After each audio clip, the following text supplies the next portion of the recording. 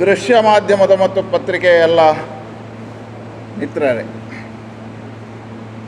ನಮ್ಮ ಕರಾವಳಿ ಜಿಲ್ಲೆಗಳಲ್ಲಿ ವಿಶಿಷ್ಟವಾಗಿರ್ತಕ್ಕಂಥ ಒಂದು ಪ್ರವಾಸೋದ್ಯಮ ಧಾರ್ಮಿಕ ಕ್ಷೇತ್ರಗಳಲ್ಲಿ ಇತ್ತೀಚಿನ ದಿನಗಳಲ್ಲಿ ಒಂದು ಹೆಸರುವಾಸಿಯಾಗಿರ್ತಕ್ಕಂಥ ಕ್ಷೇತ್ರ ಹನುಮಗಿರಿ. ನಮ್ಮ ಜಿಲ್ಲೆಯ ಏಕಶಿಲಾ ವಿಗ್ರಹಗಳಲ್ಲಿ ಪಂಚಮುಖಿ ಹನುಮಂತನ ಆರಾಧನಾ ಪದ್ಧತಿಗಳಲ್ಲಿ ಇರತಕ್ಕಂಥ ಒಂದು ಕ್ಷೇತ್ರ ಇದು ಹನುಮಗಿರಿ. ಹಾಗಾಗಿ 12 ವರ್ಷಗಳ ಹಿಂದೆ ಪ್ರತಿಷ್ಠೆಗೊಂಡಿರತಕ್ಕಂಥ ಆಂಜನೇಯ ಬಹಳ ಭಕ್ತರ ಆಕರ್ಷಣೆಯ ಕೇಂದ್ರ ಆಗಿದೆ. ಬಹಳಷ್ಟು ಜನ ಹರಿಕೆಗಳನ್ನು ಹೊತ್ತಾಗ ಇಲ್ಲಿ ಬಂದು ದೇವರಲ್ಲಿ ಪ್ರಾರ್ಥನೆಯನ್ನು ಮಾಡಿ ಹೋದವರಿಗೆ ಅದರ ಪ್ರತಿಫಲ ಸಿಕ್ಕಿರುವಂಥದ್ದನ್ನು ನಾವು ಕಂಡಿದ್ದೇವೆ. ಫಲ ಸಿಕ್ಕಿದೆ ಹೇಳಿದರೆ ಇಲ್ಲಿಗೆ ಬರ್ತಕ್ಕಂಥ ಭಕ್ತರಲ್ಲಿ 60% ಜನ ಯಾವುದೋ ಒಂದು ಕಾರಣಕ್ಕೆ ಇಲ್ಲಿ ಹರಿಕೆಯನ್ನು ಹೇಳಿ ಅವರಕ್ಕೆ ಈಡೇರಿಕೆ ಅನುಭವಗಳನ್ನು ಕಂಡಿದ್ದಾರೆ. ಹಾಗಾಗಿ ಒಂದು ಸಣ್ಣ ಕಾರಣೀಕವಾಗಿರ್ತಕ್ಕಂಥ ಕ್ಷೇತ್ರ. ಹಾಗೆ ಇದೊಂದು ಪ್ರವಾಸೋದ್ಯಮ ಕಾರಣೀಕ ಧಾರ್ಮಿಕ ಕ್ಷೇತ್ರ. ಸಹಜವಾಗಿರ್ತಕ್ಕಂಥ ಆಗಮ ಶಾಸ್ತ್ರೋಕ್ತವಾಗಿ 12 ವರ್ಷಗಳಿಗೊಂದು ಸರಿ ಅಷ್ಟಬಂಧ ಬ್ರಹ್ಮಕಲಶಗಳನ್ನು ಮಾಡ್ತಕ್ಕಂಥದ್ದು ನಿಯಮ. 12 ವರ್ಷಗಳ ಹಿಂದೆ ಆಂಜನೇಯ ಪ್ರತಿಷ್ಠೆ ಆಯಿತು. ಆನಂತರ ದೈವಜ್ಞರ ಚಿಂತನೆಯ ಪ್ರಕಾರ ಇಲ್ಲಿ ರಾಮನೂ ಇರಬೇಕು ಅಂತ ಹೇಳಿ ರಾಮ ಪ್ರತಿಷ್ಠೆ ಆಗಿದೆ. ಹಾಗಾಗಿ ಇಲ್ಲಿ 3 ರೀತಿಯ ಆರಾಧನೆಗಳಾಗ್ತವೆ.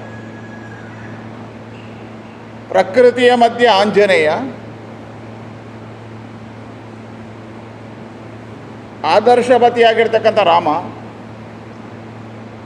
ಮತ್ತು ಈ ದೇಶದ ರಕ್ಷಣೆಯನ್ನು ಮಾಡಿರ್ತಕ್ಕಂಥ ಸೈನಿಕರ ಪೂಜೆಯ ಮುಖಾಂತರ ಭಾರತ್ ಮಾತೆಯ ಮಂದಿರ.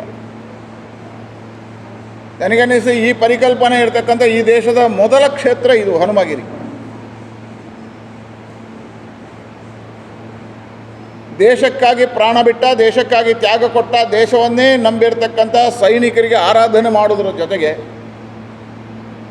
ಯಾವ ರಾಮಚಂದ್ರ ಉಲ್ಲೇಖ ಮಾಡಿದನ, ಜನನಿ ಜನ್ಮಭೂಮಿಶ್ಚ ಸ್ವರ್ಗಾದಪಿ ಗರಿಯಸಿ, ಹೆತ್ತ ನಾಡು ಮತ್ತು ಹೆತ್ತ ತಾಯಿ ಬಹಳ ಶ್ರೇಷ್ಠ ಅನ್ನತಕ್ಕಂಥದ್ದನ್ನು ರಾಮನೇ ಹೇಳಿದ್ದ.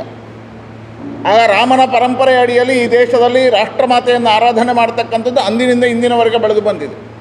ಹಾಗಾಗಿ ನಮ್ಮ ಮೊದಲ ವಿಚಾರ ಯಾವುದು? ಪ್ರಾಣಕ್ಕಿಂತ ದೊಡ್ಡದು ದೇಶ. ಹಾಗಾಗಿ ನಾವು ಪ್ರಾಣ ಕೊಟ್ಟು ರಾಷ್ಟ್ರ ರಕ್ಷಣೆ ಮಾಡಿದವರು. ನಮ್ಮ ಇಡೀ ದೇಶದ ಇತಿಹಾಸಗಳು ಈ ರೀತಿಯ ಇತಿಹಾಸಗಳಿಗಂಥದ್ದು.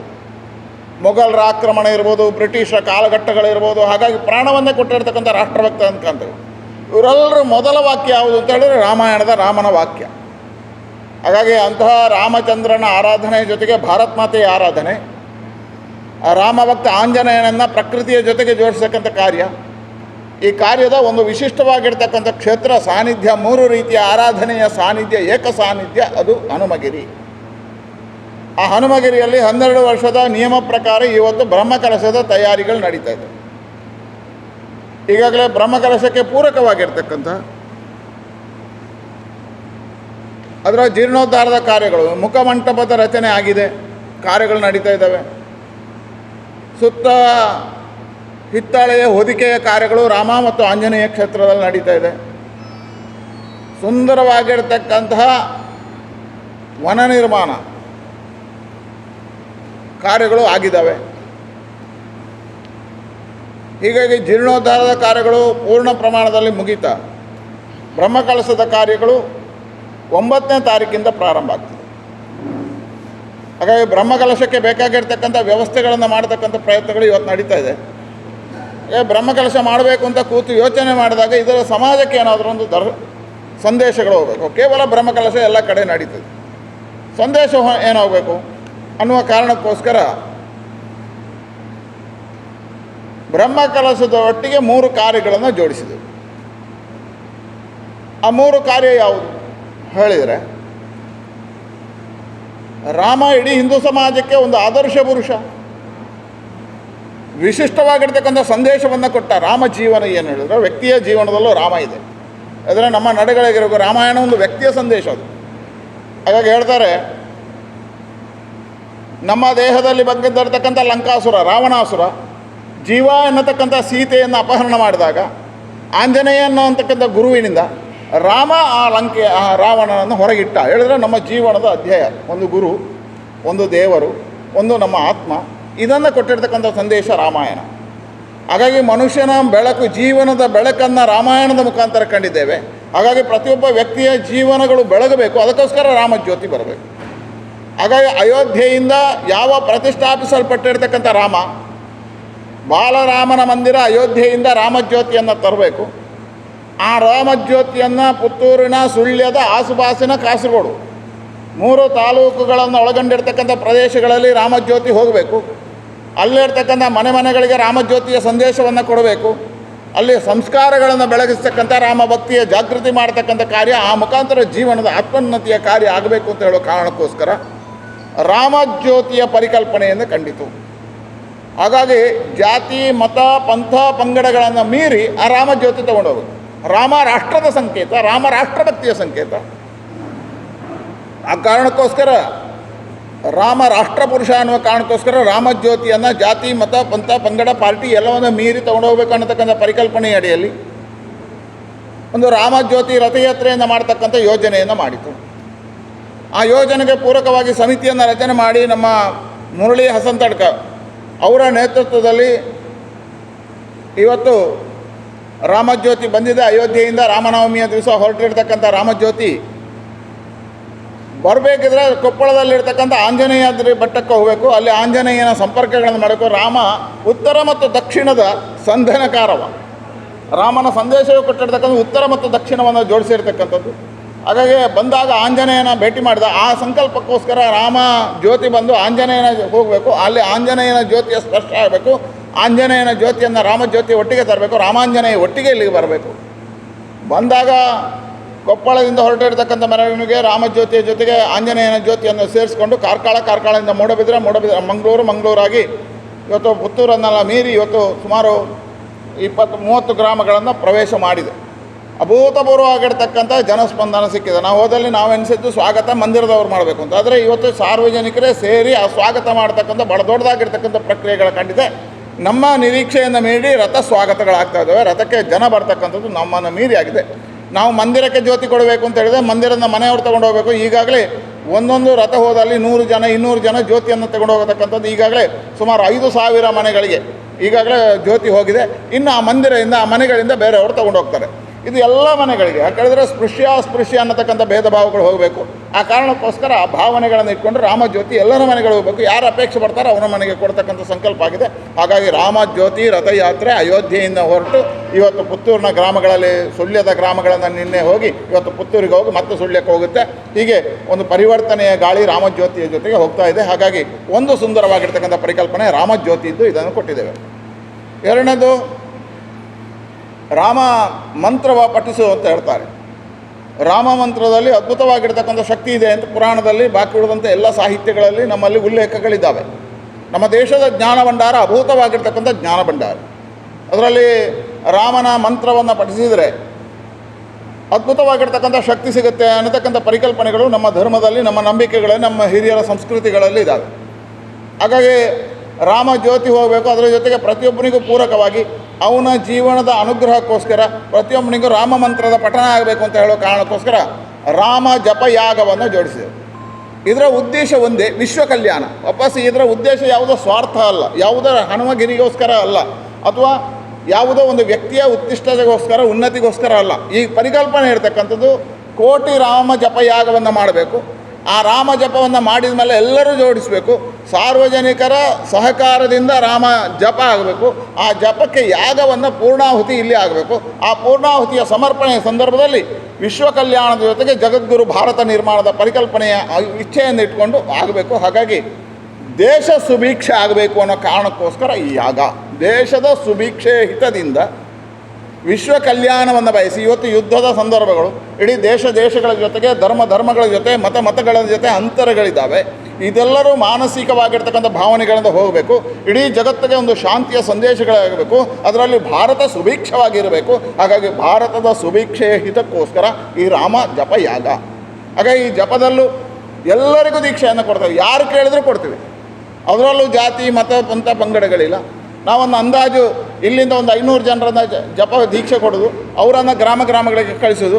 ಸುಮಾರು 80 ಗ್ರಾಮಗಳಲ್ಲಿ 60 ಗ್ರಾಮಗಳಲ್ಲಿ ಸಮಿತಿಗಳನ್ನು ಮಾಡಿದ್ದೇವೆ. ಆ 60 ಗ್ರಾಮಗಳಿಗೆ ದೀಕ್ಷೆಯನ್ನು ಕೊಡಬೇಕು ಅಂತ ಯೋಚನೆ ಮಾಡಿದೆ. ನಾನು ಬೇರೆ ಬೇರೆ ಕಡೆಗಳಲ್ಲಿ ಬ್ರಹ್ಮಕಲಶ ಜವಾಬ್ದಾರಿ ತೊಗೊಂಡಿದ್ದೆ. ಆಶ್ಚರ್ಯ ಆದ್ದು 2.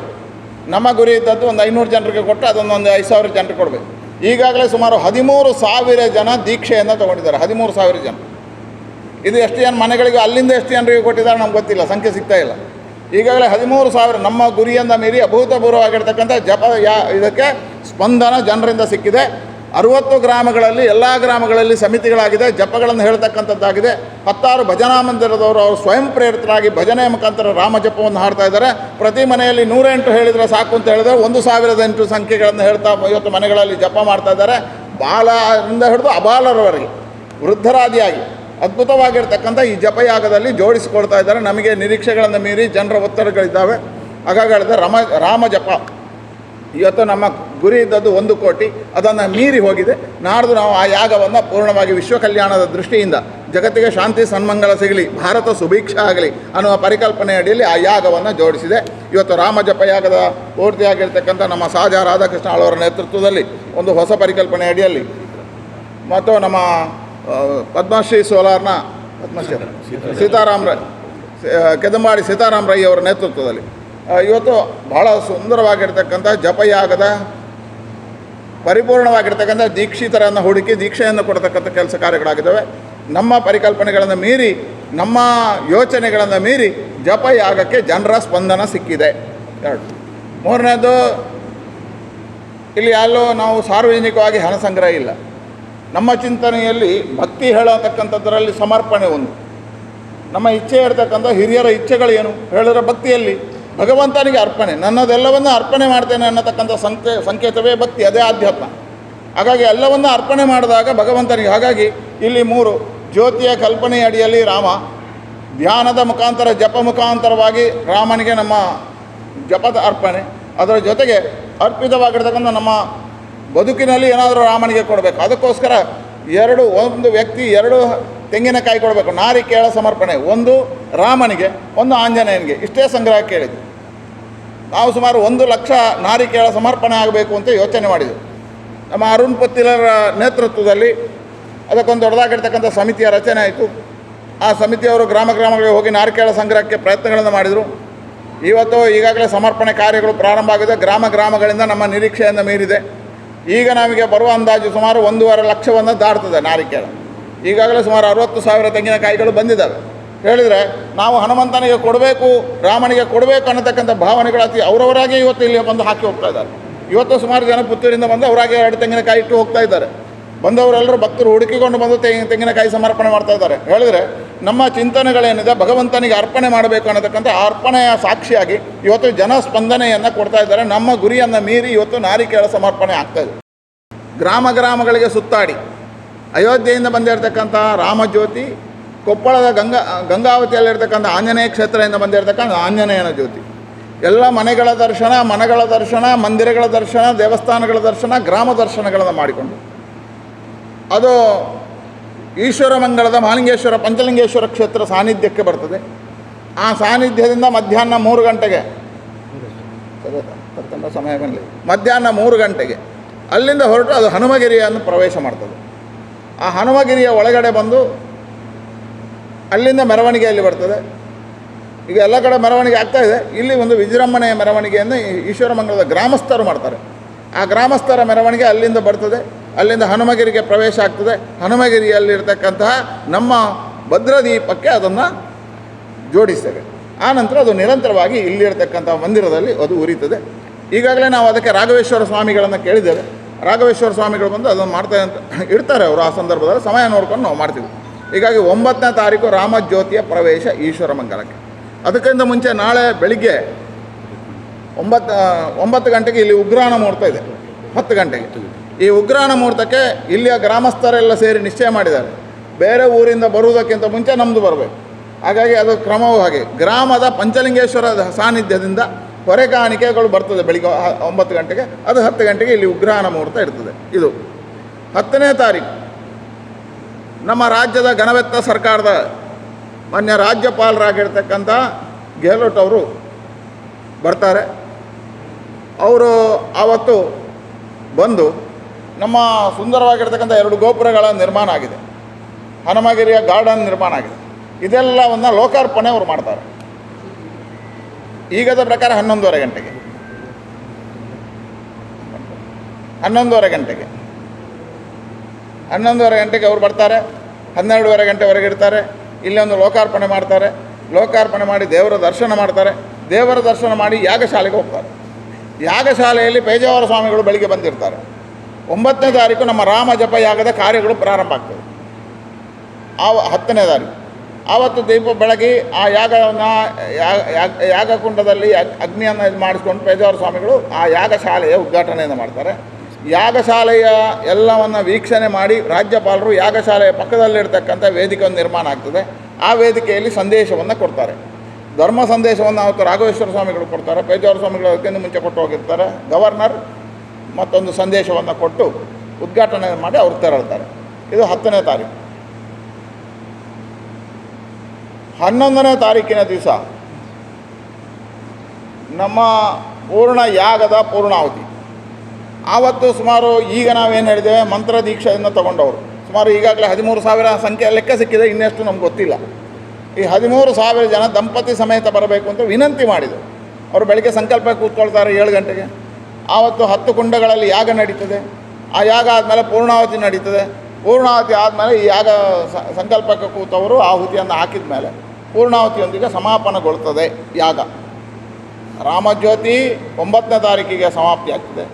ರಾಮ ಜಪಯಾಗ 11ನೇ ತಾರೀಕು ಮಧ್ಯಾಹ್ನ 1 ಗಂಟೆಗೆ ಸಮಾಪ್ತಿ ಆಗ್ತದೆ. ಅಲ್ಲಿಗೆ ನಮ್ಮ ಯಾಗ ನಾರಿಕೇಳ ಸಮರ್ಪಣೆ, ರಾಮಜ್ಯೋತಿ ಮತ್ತು ರಾಮ ಜಪ ಇದರ ಸಮಾಪನಗಳು ಆಗ್ತದೆ 11ನೇ ತಾರೀಕು. 12ನೇ ತಾರೀಕಿಗೆ ಬ್ರಹ್ಮಕಲಶದ ಕಾರ್ಯಗಳು ಅದು 9ಕ್ಕೆ ಪ್ರಾರಂಭ ಆಗ್ತದೆ. 8ಕ್ಕೆ 8ನೇ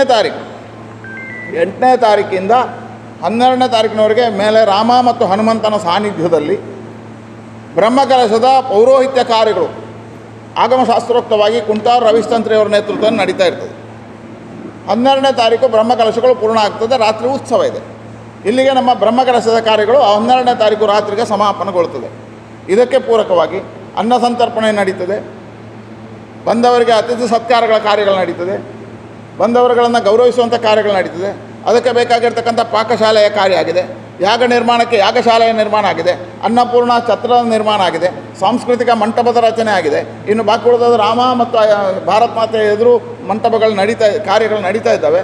ಹೀಗೆ ಸಾಂಸ್ಕೃತಿಕವಾಗಿ ಬೇಕಾಗಿರ್ತಕ್ಕಂಥ ವೇದಿಕೆಗಳ ರಚನೆ, ಭಜನೆಗೆ ಬೇಕಾಗಿರ್ತಕ್ಕಂಥ ವೇದಿಕೆಗಳ ರಚನೆ, ಅನ್ನ ಸಂತರ್ಪಣೆಯ ಕಾರ್ಯದಕ್ಕೆ ಬೇಕಾಗಿರ್ತಕ್ಕಂಥ ಎಲ್ಲ ವ್ಯವಸ್ಥೆ, ಪಾಕಶಾಲೆ ಹಿಂದೆ ಪೂರ್ಣವಾಗಿ ಹೈಜೆನಿಕ್ ಆಗಿರ್ತಕ್ಕಂಥ ಪಾಕಶಾಲೆ ಇಂಟರ್ಲಾಕ್ ಹಾಕಿ ಎಲ್ಲವನ್ನು ವ್ಯವಸ್ಥೆ ಮಾಡಿದೆ. ಉಗ್ರಾಣ ಹೊರಕಾಣಿಕೆಯನ್ನು ಇಡುವಂಥ ಒಂದು ಹೊರಕಾಣಿಕೆ ಇದು. ಸಾಂಸ್ಕೃತಿಕವಾಗಿ ಆಳ್ವರ ನೇತೃತ್ವದಲ್ಲಿ ಈಗ ರಂಗಮಂಟಪದ ನಿರ್ಮಾಣ ಆಗುತ್ತೆ, ಅದು ರಚನೆ ಆಗುತ್ತೆ. ಹೀಗೆ ಒಂದು ಸುಂದರವಾಗಿರ್ತಕ್ಕಂಥ ಪ್ರಾಂಗಣದ ರಚನೆ ಈ ಬ್ರಹ್ಮಕಲಶಕ್ಕೋಸ್ಕರ ವ್ಯವಸ್ಥೆಗಳಾಗಿದ್ದಾವೆ. 3ನೇದು, ಇವತ್ತು ಭಾಳ ವಿಶಿಷ್ಟವಾಗಿರ್ತಕ್ಕಂಥ ಕಾರ್ಯಗಳನ್ನು ಜೋಡಣೆ ಮಾಡಿರುವಂಥ ಈ ಧಾರ್ಮಿಕ ಸಭೆಗಳಿಲ್ಲ. ಆದರೆ ರಾಜ್ಯಪಾಲರು ಬರ್ತಾರೆ, ಸಂದೇಶ ಕೊಡ್ತಾರೆ. ಅಲ್ಲಿ ಸ್ವಾಮಿಗಳು ಬರ್ತಾರೆ, ಸಂದೇಶ ಕೊಡ್ತಾರೆ. ಈಗಾಗಲೇ ನಾವು ವಿನಂತಿ ಮಾಡಿದೆವು ಈ ರಾಜ್ಯದ ಈ ಜಿಲ್ಲೆಯ ಪ್ರತಿಷ್ಠಿತ ಎಲ್ಲ ಪ್ರಮುಖರನ್ನು, ಧಾರ್ಮಿಕ ನೇತಾರರನ್ನು, ಆಡಳಿತ ಮುಕ್ತೇಶ್ವರಗಳನ್ನು, ರಾಜ ಪರಂಪರೆಯಲ್ಲಿರ್ತಕ್ಕಂಥ ರಾಜರುಗಳನ್ನು, ಹೀಗೆ ಎಲ್ಲರನ್ನ ಕರೆದಿದ್ದೇವೆ. ಆಹ್ವಾನ ಪತ್ರಿಕೆಯನ್ನು ಗೌರವಪೂರ್ವಕ ಕಳಿಸ್ಕೊಟ್ಟಿದೆ. ಅವರೆಲ್ಲರನ್ನು ವಿನಂತಿ ಮಾಡಿದೆವು. ಇದರ ಪ್ರಕಾರ ಈಗ ಬಂದಿರುವಂಥ ಮಾಹಿತಿ ಪ್ರಕಾರ ಕಂಚಿ ಕಾಮಕೋಟಿ ಸ್ವಾಮಿಗಳಿರ್ತಾರೆ, ರಾಘವೇಶ್ವರ ಸ್ವಾಮಿಗಳಿರ್ತಾರೆ, ಪೇಜಾವರ ಸ್ವಾಮಿಗಳಿರ್ತಾರೆ, ಪೇಜಾವರ ಸ್ವಾಮಿಗಳಿರ್ತಾರೆ, ಸುಬ್ರಹ್ಮಣ್ಯ ಮಠಾಧೀಶರಿರ್ತಾರೆ, ಎಡನೀರು ಮಠಾಧೀಶರಿರ್ತಾರೆ, ಕನ್ಯಾಡಿ ಸ್ವಾಮಿಗಳು ಬರ್ತಾರೆ, ಒಡಿಯೂರು ಸ್ವಾಮಿಗಳು ಬರ್ತಾರೆ. ಹೀಗೆ ನಮ್ಮ ಜಿಲ್ಲೆಯ ಎಲ್ಲ ಪ್ರಮುಖ ಸ್ವಾಮಿಗಳು, ರಾಜ್ಯದ ಅಂತಾರಾಜ್ಯ ಮಟ್ಟದ ಕಾಂಚಿ ಕಾಮಕೋಟಿ ಸ್ವಾಮಿಗಳು ಪ್ರಥಮ ಬಾರಿಗೆ ಬರ್ತಾ ಇದ್ದಾರೆ, ಅವರು ಬರ್ತಾರೆ. ಶೃಂಗೇರಿ ಸ್ವಾಮಿಗಳನ್ನು ವಿನಂತಿಸಿದ್ದೇವೆ. ಹೀಗೆ ಬೇರೆ ಬೇರೆ ಮಠದ ಜಗದ್ಗುರುಗಳು, ಪೀಠಾಧಿಪತಿಗಳು, ಮಠಾಧೀಶರು, ಸಾಧರು, ಸಂತರು, ನಾನು ಸ್ಪಷ್ಟಪಡಿಸಿದ್ದೇನೆ. ನಾನು ಪೀಠಾಧಿಪತಿಗಳು, ಮಠಾಧಿಪತಿಗಳು, ಸಾಧುಗಳು, ಸಂತರು, ಜಗದ್ಗುರುಗಳು ಮತ್ತು ಮಹಂತರು, ಇಷ್ಟು ಜನ ಬರ್ತಾರೆ. ಇದು ಧಾರ್ಮಿಕ ಪ್ರಮುಖರಲ್ಲಿ. ಪಂದಳದ ರಾಜರಾಗಿರ್ತಕ್ಕಂಥ ಈಗ ಇರ್ತಕ್ಕಂಥ ರಾಜಕುಮಾರ ಬರುವುದಕ್ಕೆ ಒಪ್ಪಿದ್ದಾರೆ. ಪಂದಳದ ರಾಜರು ಬರ್ತಾರೆ. ಇಲ್ಲಿರ್ತಕ್ಕಂಥ 60 ಅರಸುಗಳಿಗೆ ಕೇಳಿದ್ದೇವೆ, ಚೌಟ್ರ ಅರಮನೆ ಅರಸುಗಳಿಗೆ ಕೇಳಿದ್ದೇವೆ, ವಿಟ್ಲದ ಅರಮನೆಗೆ ಕೇಳಿದ್ದೇವೆ, ಕುಂಬಳಸೀಮೆಯ ಅರಸರಿಗೆ ಕೇಳಿದ್ದೇವೆ. ಹೀಗೆ ಅವರನ್ನು ಆಹ್ವಾನಪೂರ್ವಕವಾಗಿ ಗೌರವಪೂರ್ವಕವಾಗಿ ಪಾರಂಪರಿಕವಾಗಿರ್ತಕ್ಕಂಥ ಸಂರಕ್ಷಣೆ ಆಗಬೇಕು ಅನ್ನೋ ಕಾರಣಕ್ಕೋಸ್ಕರ ಇಲ್ಲಿರ್ತಕ್ಕಂಥ ಗೌರವಾತ್ಮ ಜಾನಪದೀಯವಾಗಿ ಬೆಳೆದು ಬಂದಿರತಕ್ಕಂಥ ಗುತ್ತು ಮನೆತನಗಳು, ಗಡಿಕಾರರು ಮತ್ತು ಇವರೆಲ್ಲರನ್ನ ಕರೆದಿದೆ. ಈ ರೀತಿಯ ಸಾಂಪ್ರದಾಯಿಕಬದ್ಧವಾಗಿ ಅವರನ್ನು ಕರೆಸ್ತಕ್ಕಂಥ ಕೆಲಸ ಕಾರ್ಯಗಳಿದೆ. ಸಾಮಾನ್ಯರ ಎಲ್ಲ 60 ಗ್ರಾಮದ ಎಲ್ಲ ಮನೆಗಳಿಗೆ ನಮ್ಮ ಸಮಿತಿಯವರು ಮನೆಗಳಿಗೆ ಕಾಗದವನ್ನು ತಲುಪಿಸಿದ್ದಾರೆ. ಜಾತಿ, ಮತ, ಪಂಥ, ಪಂಗಡ ಮೀರಿ ಕಾಗದಗಳನ್ನು ಕಳಿಸಿಕೊಟ್ಟಿದ್ದಾರೆ. ಹೀಗೆ ಒಂದು ವಿಶಿಷ್ಟ ರೀತಿಯಲ್ಲಿ ವಿಶೇಷವಾಗಿರ್ತಕ್ಕಂಥ ಬ್ರಹ್ಮಕಲಶಗಳ ಜೊತೆಗೆ ಸಂದೇಶಗಳನ್ನು ಸಾರ್ತಕ್ಕಂಥ 5 ದಿನಗಳ ಕಾರ್ಯಕ್ರಮಕ್ಕೆ ಇಡೀ ಸಾರ್ವಜನಿಕರನ್ನು ನಾವು ಆಹ್ವಾನಿಸ್ತೇವೆ. ವಿಶೇಷವಾಗಿ ಮಾಧ್ಯಮದ ನಿಮ್ಮನ್ನೂ ಕರೀತಾ ಇದ್ದೇವೆ. ನಿಮ್ಮೆಲ್ಲರ ತಂಡದ ಜೊತೆ ಇರಬೇಕು, ನೀವು ಇದಕ್ಕೆ ಜೊತೆ ಬರಬೇಕು. ಜೊತೆಗೆ ನಿಮ್ಮ ಮುಖೇನವಾಗಿ ಸಮಾಜದ ಎಲ್ಲ ಬಂಧುಗಳನ್ನು ಆಹ್ವಾನಿಸ್ತೇವೆ. ಅವರು 11, 12 ದಿವಸ ಇರ್ತಾರೆ. ಸಭಾಂಗಣ ಇದೆ, ಅನ್ನಛತ್ರ ಇದೆ, ನಿರಂತರ ಅನ್ನದಾನ ನಡೀತದೆ, ಅತಿಥಿ ಗೃಹಗಳಿದ್ದಾವೆ, ಶೌಚಾಲಯಗಳಿದ್ದಾವೆ, ಇಲ್ಲಿಂದಲೇ ನಡೆಸ್ತಕ್ಕಂಥ ಗೋಶಾಲೆ ಇದೆ. ಇದೆಲ್ಲವೂ ಈಗಾಗಲೇ ಇದೆ. ಅದನ್ನು ರಿನಿವೇಷನ್ ಮಾಡ್ತಕ್ಕಂಥ ಕೆಲಸ ಕಾರ್ಯಗಳಾಗಿದ್ದಾವೆ. ಅದ್ಭುತವಾಗಿರ್ತಕ್ಕಂಥ ಕಾರ್ಯಗಳನ್ನು ಜೋಡಿಸಿ ಎಲ್ಲವನ್ನು ಯಶಸ್ವಿ ಮಾಡಬೇಕು ಅಂತ ಹೇಳುವ ದೃಷ್ಟಿಯಿಂದ ಒಂದು ರಾಮಜಪಯಾಗ, ಒಂದು ರಾಮಜ್ಯೋತಿ, ಒಂದು ನಾರಿಕೇಳ, ಆ ನಂತರ ನಮ್ಮ ಬ್ರಹ್ಮಕಲಶಗಳು, ಈ ಎಲ್ಲ ಕಾರ್ಯಗಳನ್ನು ಇದು ಜೋಡಿಸಿ ಇದಕ್ಕೊಂದು ದೊಡ್ಡದಾಗಿರ್ತಕ್ಕಂಥ ಸಮಿತಿ, ಇನ್ನೊಂದು ಅದಕ್ಕೆ ಉಪಸಮಿತಿ, ಸ್ವಾಗತ ಸಮಿತಿಗಳು ಮತ್ತು ಅದಕ್ಕೆ ಒಂದು 30 ಸಮಿತಿಗಳ ರಚನೆ ಆಗಿದೆ. ಒಂದು ಹೊಸ ಸಂದೇಶವನ್ನು ಕೊಡಬೇಕು ಅಂತ ಹೇಳುವ ಕಾರಣಕ್ಕೋಸ್ಕರ ನಮ್ಮ ಒಬ್ಬ ಶಿಕ್ಷಣ ತಜ್ಞರಾಗಿರ್ತಕ್ಕಂಥ, ಆಧ್ಯಾತ್ಮಿಕ ಜೊತೆಗೆ ನಮ್ಮ ಜನಪದೀಯವಾಗಿರ್ತಕ್ಕಂಥ ತುಳು ಜನಪದೀಯವಾಗಿರ್ತಕ್ಕಂಥ ಉತ್ಸವಗಳಲ್ಲಿ ಭಾಗವಹಿಸಿರ್ತಕ್ಕಂಥ ನಮ್ಮ ರವೀಶ್ ಪಡುಮಳೆಯವರನ್ನು ಸ್ವಾಗತ ಸಮಿತಿ ಅಧ್ಯಕ್ಷರನ್ನಾಗಿ ಮಾಡಿ ಅವರ ನೇತೃತ್ವದಲ್ಲಿ ಸ್ವಾಗತ ಸಮಿತಿಯನ್ನು ಅಚ್ಚುಕಟ್ಟು ಮಾಡ್ತಕ್ಕಂಥ ಕೆಲಸ ಕಾರ್ಯಗಳು, ಬಾಕಿ ಉಳಿದಂಥ ಕಾರ್ಯಗಳು ನಡೀತಾ ಇದೆ. ಅದರ ಬ್ರಹ್ಮಕಲಶ ನಡಿಬೇಕು, ಯಾಗ ನಡಿಬೇಕು, ಇದಕ್ಕೆಲ್ಲ ಪೂರ್ಣವಾಗಿರ್ತಕ್ಕಂಥ ಎಲ್ಲ ತಯಾರಿಗಳು ನಡೀತಾ ಇದ್ದಾವೆ. ಆ ತಯಾರಿಯ ಮಧ್ಯೆ ಒಂದಷ್ಟು ಕಾರ್ಯಕ್ರಮಗಳನ್ನು ಅನುಷ್ಠಾನಗೊಳಿಸ್ತೇವೆ. ಸಹಜವಾಗಿ ಜನರು ಏನಾದರೂ ಕೊಡಬೇಕು ಅಂತ ಹೇಳಿದ್ರೆ ನಮ್ಮ ಜಿಲ್ಲೆಯ ಒಂದು ಪರಂಪರೆ ಹಸಿರುವಾಣಿ ಕಾಣಿಕೆ. ಈ ಹಸಿರುವಾಣಿ ಕಾಣಿಕೆಯ ಸಮರ್ಪಣೆ ಅದು ನಮ್ಮಲ್ಲಿ ನಡ್ಕೊಂಡು ಬಂದಿರತಕ್ಕಂಥ ಪರಂಪರೆ. ಹಾಗಾಗಿ ಶಶಿಕುಮಾರ್ ಬಾಲ್ಯೊಟ್ಟು ಅವರ ನೇತೃತ್ವದಲ್ಲಿ ಒಂದು ಹಸಿರುವಾಣಿ ಕಾಣಿಕೆಯ ತಂಡದ ರಚನೆಯನ್ನು ಮಾಡಿದರು. ಈಗಾಗಲೇ ಎಲ್ಲ ದೇವಸ್ಥಾನಗಳು, ಮಂದಿರಗಳು, ಕ್ಲಬ್ಗಳು, ಬೇರೆ ಬೇರೆ ಸಂಘ ಸಂಸ್ಥೆಗಳನ್ನು ಮಾತನಾಡ್ತಕ್ಕಂಥ ಕೆಲಸ ಕಾರ್ಯಗಳಾಗಿದ್ದಾವೆ. ಅದಕ್ಕೂ ಬಹಳ ಒಳ್ಳೆಯ ಸ್ಪಂದನೆಗಳು ಇವತ್ತು ಸಿಗ್ತಾ ಇದೆ. ನಮ್ಮ ನಿರೀಕ್ಷೆಯಿಂದ ಮೀರಿ ಇವತ್ತು ಶಶಿಕುಮಾರ್ ರೈ ಅವರ ತಂಡ ಕೆಲಸ ಮಾಡಿರೋದನ್ನ ನಿರೀಕ್ಷೆಯಿಂದ ಮೀರಿ ಹಸಿರುವಾಣಿ ಕಾಣಿಕೆ ಬರ್ತದೆ. ಇದು ಒಂದು. ಎರಡನೇದು, ಇದಕ್ಕೆ ಪೂರಕವಾಗಿ ನಮ್ಮ ಕಲ್ಪನೆಗಳೇನಿದ್ದಾವೆ ಹೇಳಿದ್ರೆ, ಬ್ರಹ್ಮಕಲಶ ಹಿಂದೆ ರಾಜಾಶ್ರಯದಲ್ಲಿ ದೇವಸ್ಥಾನಗಳಿದ್ದು, ಆ ರಾಜಾಶ್ರಯದ ಮುಖಾಂತರ ಸಾಹಿತ್ಯ, ಸಂಗೀತ, ಸಾಂಸ್ಕೃತಿಕ ಪರಂಪರೆಗಳಿಗೆ ಹಿಂದಿನವರು ಕೊಡುಗೆಗಳನ್ನು ದೇವಸ್ಥಾನಗಳ ಮುಖಾಂತರ ಕೊಡ್ತಿದ್ರು. ಕಲಾವಿದರಿಗೆ ಸಂರಕ್ಷಣೆಯಲ್ಲಿ ಉಂಬಳಿಯ ಹೆಸರಿನಲ್ಲಿ ಸಮಾಜಗಳನ್ನು ರಕ್ಷಣೆ ಮಾಡ್ತಕ್ಕಂಥ ಪದ್ಧತಿಗಳು, ರಾಜರಿಂದ ದೇವಸ್ಥಾನಗಳು, ದೇವಸ್ಥಾನದಿಂದ ಸಮಾಜದಿಂದ ಮಠಮಂದಿರಗಳು, ಮಠಮಾನ್ಯಗಳಿಂದ ಹಿಡಿದು ಕಲಾಕಾರರಿಂದ ಹಿಡಿದು ಬೇರೆ ಬೇರೆ ವೃತ್ತಿಗಳಿಗೆ ಅನುಕೂಲ ಮಾಡತಕ್ಕಂಥ ಪದ್ಧತಿಗಳಿತ್ತು. ಆ ಪದ್ಧತಿಗೆ ಅನುಸಾರವಾಗಿ ನಮ್ಮ ಬ್ರಹ್ಮಕಲಶಗಳಲ್ಲೂ ವ್ಯವಸ್ಥೆಗಳಾಗಬೇಕು ಅಂತ ಹೇಳೋ ಕಾರಣಕ್ಕೋಸ್ಕರ ಒಂದು ದೊಡ್ಡದಾಗಿರ್ತಕ್ಕಂಥ 2 ಸಾಂಸ್ಕೃತಿಕ ವೇದಿಕೆಗಳನ್ನು ರಚನೆ ಮಾಡಲಾಗಿದೆ. ಜಿಲ್ಲೆಯ, ಅಂತರ್ಜಿಲ್ಲೆಯ, ಅಂತಾರಾಜ್ಯದ, ರಾಷ್ಟ್ರೀಯ ಮಟ್ಟದ ಸಾಂಸ್ಕೃತಿಕ ತಂಡಗಳಂತಂದು ಲವ ಮತ್ತು ಕುಶ ಅನ್ನತಕ್ಕಂಥ 2 ವೇದಿಕೆಗಳಲ್ಲಿ ಅಭೂತಪೂರ್ವವಾಗಿರ್ತಕ್ಕಂಥ ರೀತಿಯಲ್ಲಿ ನಿರಂತರವಾಗಿರ್ತಕ್ಕಂಥ ಬೆಳಗಿನಿಂದ ರಾತ್ರಿ 12 ಗಂಟೆವರೆಗೆ ಸಾಂಸ್ಕೃತಿಕ ಕಾರ್ಯಕ್ರಮಗಳನ್ನು ಜೋಡಿಸಿದೆ. ಅದರಲ್ಲಿ ಭಾರತೀಯ ಸಂಸ್ಕೃತಿಯ ನೃತ್ಯಗಳಿಗೆ ಹೆಚ್ಚು ಆದ್ಯತೆ, ಭಾರತೀಯ ಸಂಸ್ಕೃತಿಯ ಸಂಗೀತಗಳಿಗೆ ಆದ್ಯತೆ, ಭಾರತೀಯ ಸಂಸ್ಕೃತಿಯ ನಾಟಕ, ಕಲೆ, ಪುರಾಣ ಇಟ್ಟುಕೊಂಡು ಮಾಡಬೇಕು ಅಂತ ಹೇಳುವ ಕಲ್ಪನೆಯಲ್ಲಿ ಸಾಂಸ್ಕೃತಿಕ ತಂಡ ಅಭೂತಪೂರ್ವವಾಗಿರ್ತಕ್ಕಂಥ ಕೆಲಸ ಕಾರ್ಯಗಳನ್ನು ಮಾಡ್ತಾ ಇದೆ. 2 ಕಡೆಗಳಲ್ಲಿ ಸುಮಾರು 48 ತಂಡಗಳಿಂದ ಬೇರೆ ಬೇರೆ ಸಾಂಸ್ಕೃತಿಕ ಕಾರ್ಯಕ್ರಮ ನಡೀತದೆ. ಕೊನೆಯ ದಿನ 12ನೇ ತಾರೀಕಿಗೆ ಆಳ್ವಾಸ್ ಪ್ರತಿಷ್ಠಾನದವರಿಂದ ಅವರ ನುಡಿಸಿರಿ ವಿರಾಸತ್, ಆಳ್ವಾಸ್ ವಿರಾಸತ್ ಇಲ್ಲಿ ನಡೀಲಿಕ್ಕಿದೆ. ಆಳ್ವಾಸ್ ವಿರಾಸತ್ ನಡೀಲಿಕ್ಕಿದೆ 12ನೇ ತಾರೀಕು. ಹೀಗೆ ಸಾಂಸ್ಕೃತಿಕವಾಗಿರ್ತಕ್ಕಂಥ ತಂಡಗಳ ಜೋಡಣೆ ಆಗಿದೆ. ಇದರ ಜೊತೆಗೆ ಆಧ್ಯಾತ್ಮಿಕವಾಗಿರ್ತಕ್ಕಂಥ ನಂಬಿಕೆ ಜೊತೆ ನಮ್ಮ ದೇವರನ್ನು ದಾಸ ಸಾಹಿತ್ಯದ ಅಡಿಯಲ್ಲಿ ನಾವು ನಂಬುವಂಥದ್ದು ಸಹಜ. ಉಳ್ಳವರು ಶಿವಾಲಯ ಮಾಡುವರು ನಾನೇನ ಮಾಡಲಿ ಅಂತ. ನನ್ನ ಹತ್ರ ಏನಿಲ್ಲ ಅಂದರೆ ಭಗವಂತನ ಹಾಡು ಹೇಳೋದು.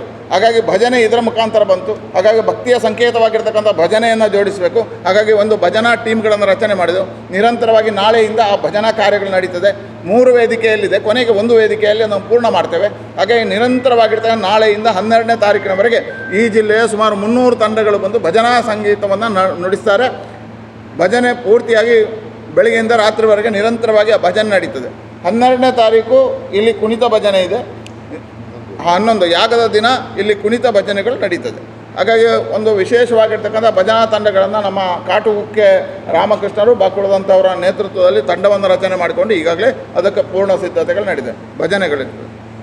ಹೀಗೆ ಒಂದು ವೈವಿಧ್ಯಮಯವಾಗಿರ್ತಕ್ಕಂಥ ಒಂದು ಸಂದೇಶಗಳನ್ನು ಕೊಡಬಲ್ಲ ಮತ್ತು ಇದರ ಮುಖಾಂತರ ಅನುಷ್ಠಾನಗಳನ್ನು ಪಾರಂಪರಿಕವಾಗಿ ಸಾಂಸ್ಕೃತಿಕವಾಗಿ ಉಳಿಸ್ತಾ ಇಲ್ಲಿಯ ಧರ್ಮ, ಇಲ್ಲಿಯ ಚಿಂತನೆಗಳು, ಇಲ್ಲಿಯ ಶಾಸ್ತ್ರೋಕ್ತವಾಗಿ ನಡೆಯತಕ್ಕಂಥ ಕಾರ್ಯಗಳನ್ನು ಇಟ್ಟುಕೊಂಡು ಬ್ರಹ್ಮಕಲಶವನ್ನು ಯೋಜನೆ ಮಾಡಿದ್ದೇವೆ.